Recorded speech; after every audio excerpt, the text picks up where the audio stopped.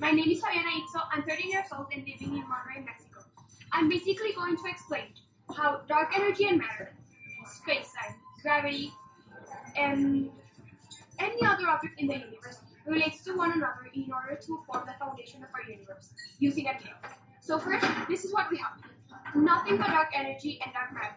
This is the foundation of our universe. Dark matter refers to matter that does not emit or reflect light. It is estimated that from 70% to 75% of the entire universe is made up of dark energy, 22% of dark matter, leaving around 5% to normal matter. So, it contributing to over 9/10 of the entire universe. It truly amuses me how little we actually know about it. Little meaning pretty much nothing. Once that is established, we add space-time to the equation, which will be represented as the second white tablecloth.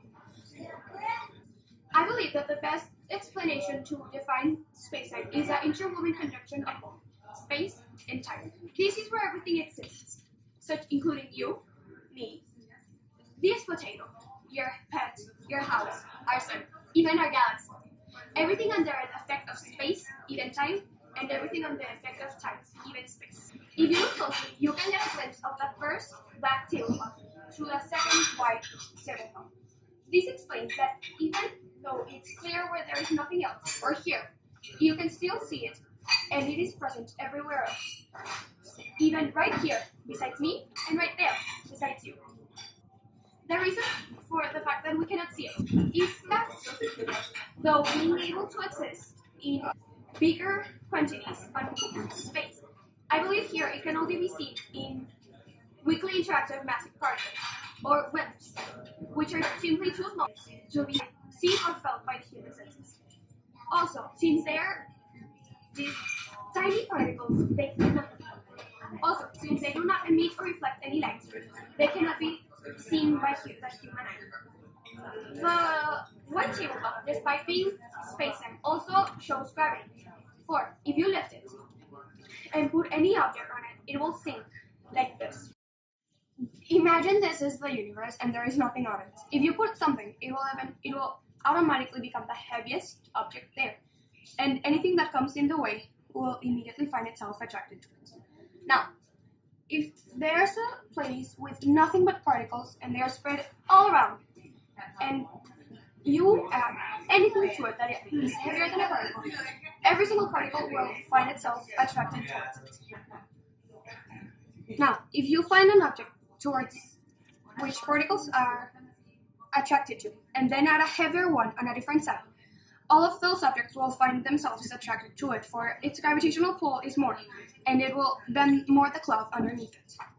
Now imagine you have an extremely heavy object that bends the cloth a lot, to the point in which no object can escape its gravity pull. This would be a black hole, and the more you add to it, the more force it will have, and the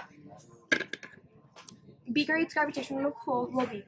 As you can see with a cookie, sometimes its force is so much that it will force atoms together, and decreasing its volume yet increasing their density.